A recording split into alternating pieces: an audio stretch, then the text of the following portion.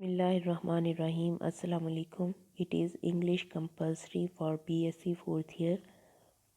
Today we are here to discuss about the chapter Where Do Those Bright Ideas Come From by Lancelot White. First of all, we will take the introduction to the author. Lancelot White is interested in science and technology. He has written many books and essays on the subject of science. The present essay is a chapter from his book Explanation. Here he has tried to trace the source of great ideas. In this sense, the essay is scientific as well as psychological. The writer believes that in great ideas and inventions that we give to the world, the subconscious is more important than the conscious. So, here we can discuss the three divisions of mind: conscious, subconscious, and unconscious. The part of the human mind that is aware of the feelings, thoughts, and surroundings is called conscious self. Subconscious is the part of the mind that stores memories from any events of our past that can influence our behavior. The unconscious is the division of mind containing elements of psychic makeup, such as memories or crushed desires that are not subject to conscious thoughts and behavior. It includes dreams and uh, sleep like trance. We can study his views under four headings. Number one, sudden emergence of new ideas. In this essay, the writer discusses in detail the sources from which bright ideas come to our mind. In his view, there are many sources from which great ideas spring. According to the writer, new ideas burst into our mind in a flash when we least expect them. They come to us. Dewey, a famous educationist, calls this emergence of new ideas a leap in thought.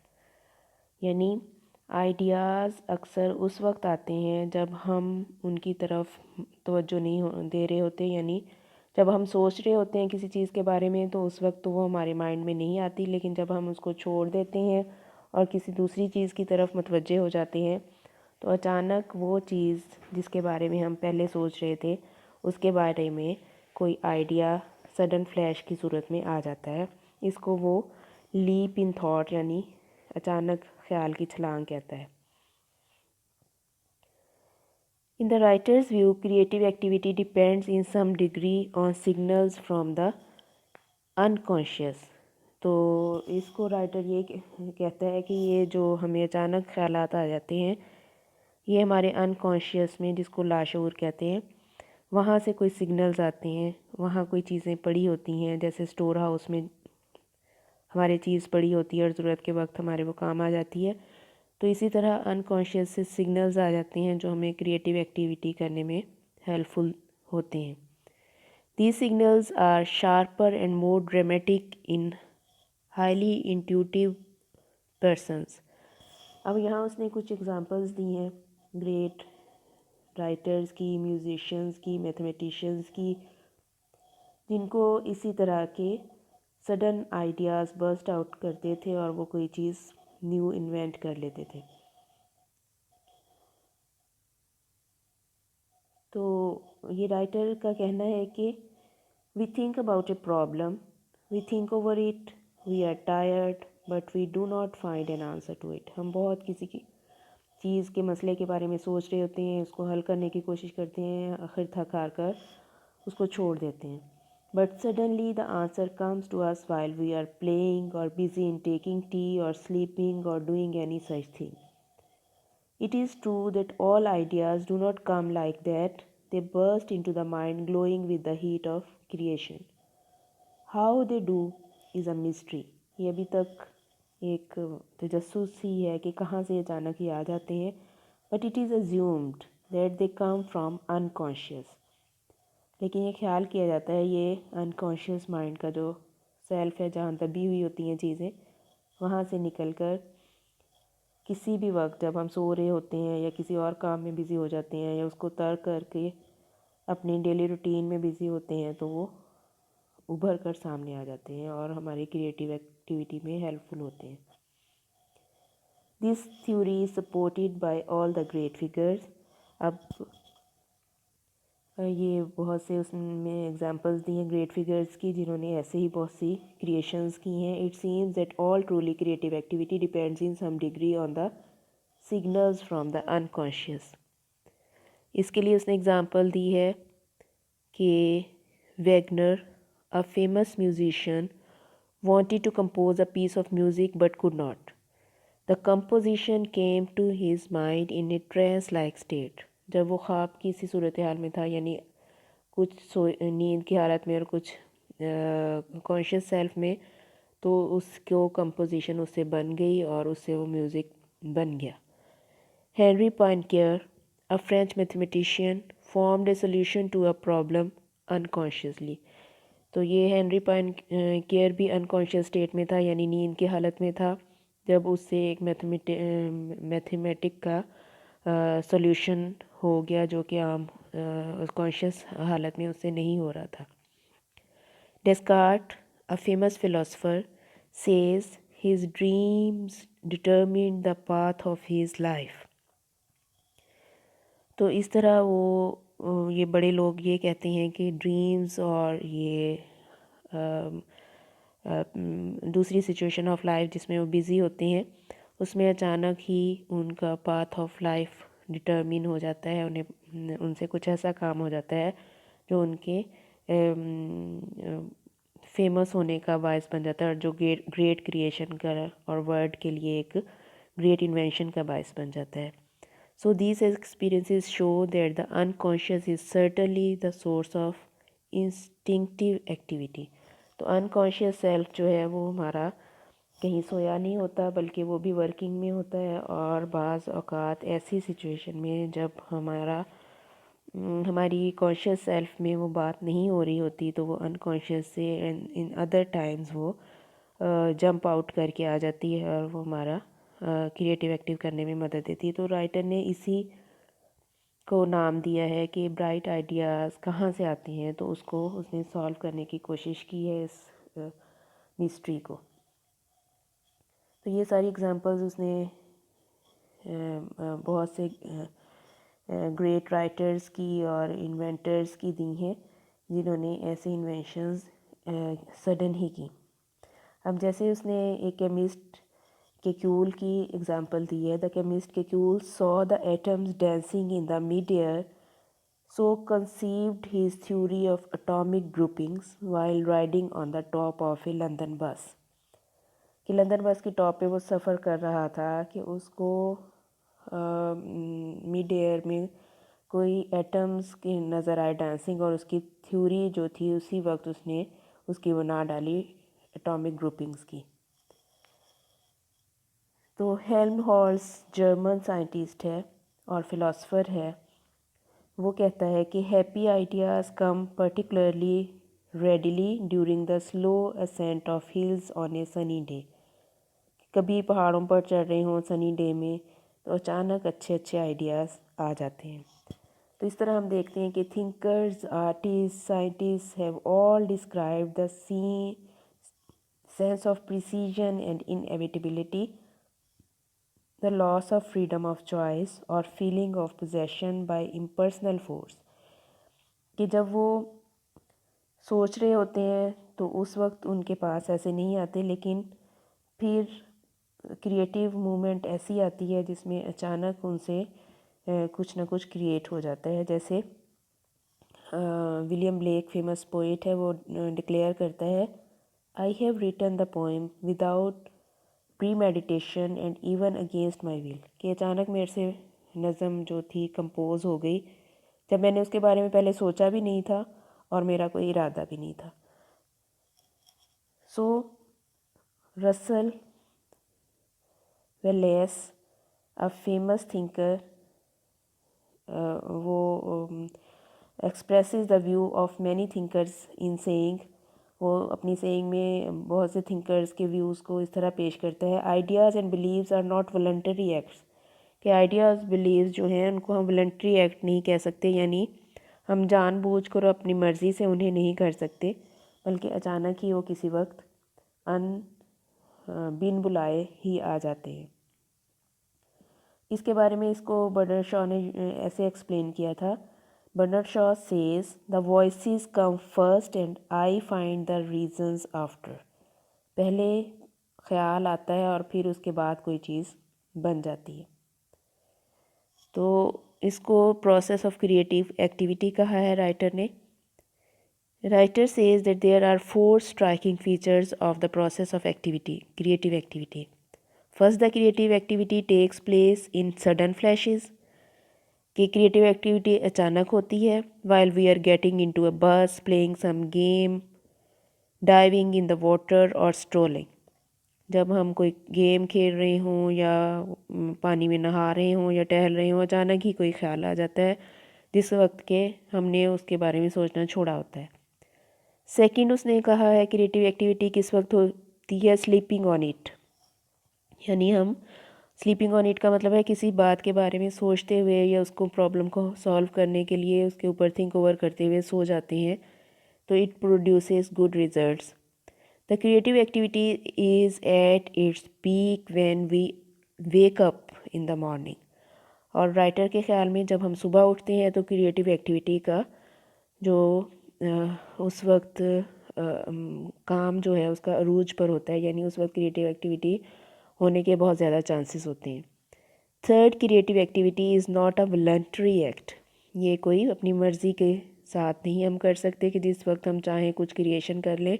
It is sudden and is often starts against our will, अचानक ही कुछ ना कुछ create हो जाता है, जैसे हमने बहुत सी एग्जांपल्स भी देखी हैं फ़िलासफ़र्स की, राइटर्स की, इन्वेंटर्स की, सिंगर्स की, कंपोज़र्स की, जिन्होंने अचानक उन्हें कंपोजिशन हो गई या साइंटिस्ट से कोई चीज़ इन्वेंट हो गई और ख़्याल आ गया अचानक ही।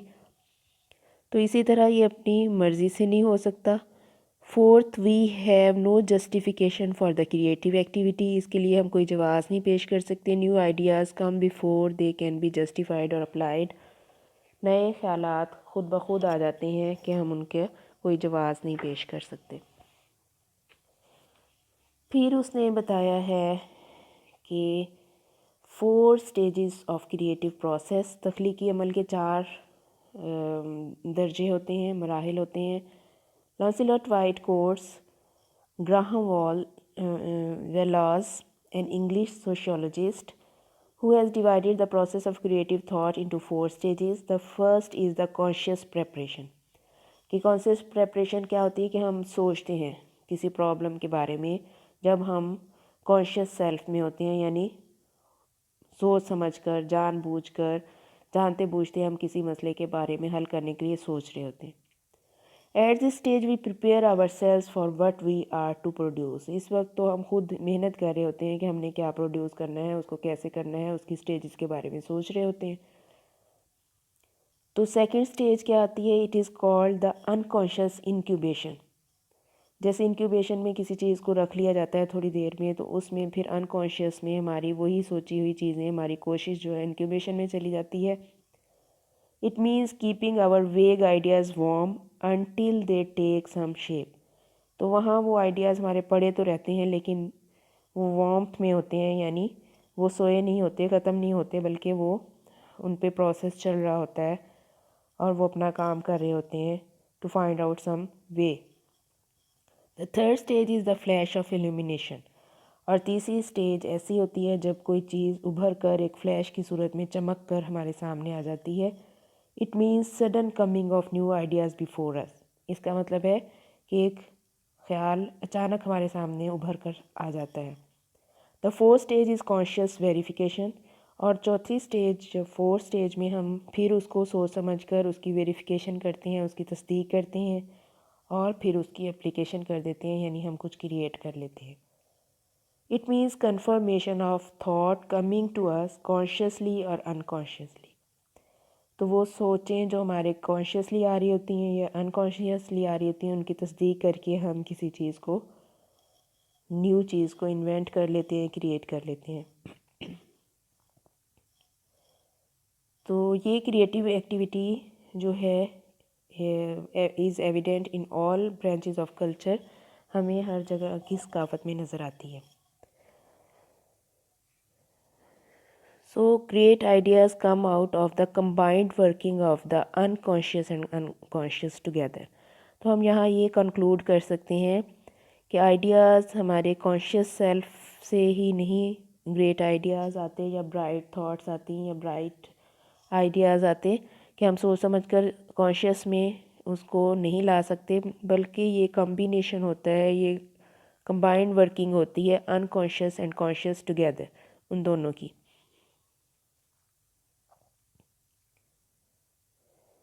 The idea of composition of ring is the famous orchestra came to Wagner's mind all of a sudden. जैसे हमने देखा था वैगनर का एग्जांपल कि उसके कंपोजिशन ऑफ ऑर्केस्ट्रा जो थी अचानक ही उसके जहन में आ गई थी और उसने उसको सोचने के बावजूद उसे ना आई, लेकिन जब वो अनकॉन्शियस में बिल्कुल मतलब स्लीपी कंडीशन में था तो उसको आ गई।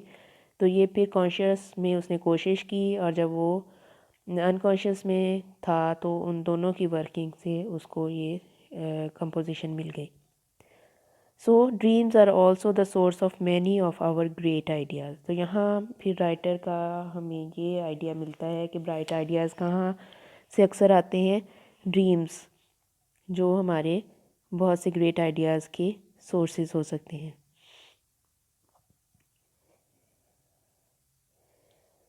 So Descartes, another religious scholar, claims that he could find certainty in his thoughts through certainty in his thoughts through dreams. Yeats, the great Irish poet, conceived many of his poetic ideas in trance or dreams. All the great artists, poets, thinkers, and scientists have discovered new ideas and theory in moments of relaxation, dream, and odd moments of inactivity. तो यहाँ फिर writer इस चीज़ को ही बताना चाहता है हमें कि all the great and bright ideas come from mostly from unconscious self because they come in the moments of relaxation, dream and odd moments of inactivity। यानी हम जब एक्टिवली उनके बारे में सोच नहीं रहे होते, कॉन्शियसली उन पर एक्ट नहीं कर रहे होते, पैसिव मूड में होते हैं, तो ब्राइट आइडियाज़ अचानक आ जाते हैं जो क्रिएशन का बायस बनते हैं। तो इसके एंड में हम इसको यूँ कंक्लूड कर सकते हैं कि in the end of suggestions, एक ऑर्डनरी पर्सन के लिए यूँ दे सकती हैं suggestions for an ordinary person. In the end of the essay the writer gives certain suggestions for an ordinary person to have great ideas. कि अगर कोई चाहता है कि उसको ग्रेट आइडियाज़ मिलें और वो कुछ क्रिएटिव एक्टिविटी करे तो उसको क्या करना चाहिए। First he should develop a wide range of interest. ज़ाहिर आइडियाज़ उसी वक्त आते हैं जब आपकी वाइड रेंज ऑफ इंटरेस्ट हो, यानी उसके लिए आपके पास ब्रॉड विजन भी होना चाहिए, आपकी स्टडीज़ जैसे एक्सटेंसिव होनी चाहिए, आप की वर्ड के बारे में आपकी नो हाउ यानी आपकी इन्फॉर्मेशन भी होनी चाहिए। यानी कॉन्शियस सेल्फ से कुछ गेन किया हुआ होगा तो वही हमारे फिर अनकॉन्शियस में होगा पड़ा हुआ और जो निकल कर आएगा। इसका मतलब ये नहीं है कि हमने कुछ उस पर पहले हासिल नहीं करना, पहले हमने उसको कॉन्शियसली कंसीव करना है, उसको अंडरस्टैंड करना है और वो हमारे फिर कभी ना कभी काम आ जाएगा। तो इसलिए उसने कहा है कि वाइड रेंज ऑफ इंटरेस्ट होनी चाहिए। सेकंड, उसने ये सजेशन दी है कि when a task makes no progress ही और one should leave it for some time. आप किसी काम पर बहुत मेहनत कर रहे हैं लेकिन आपसे उस वक्त उसका प्रॉब्लम सॉल्व नहीं होता तो उसको थोड़ी देर के लिए छोड़ दें। तो उस वक्त छोड़ देना ही बेहतर होता है क्योंकि बाद में उसके ऊपर आपका खुद ही ब्रेन जो है वर्क करने लगेगा in the time of relaxation.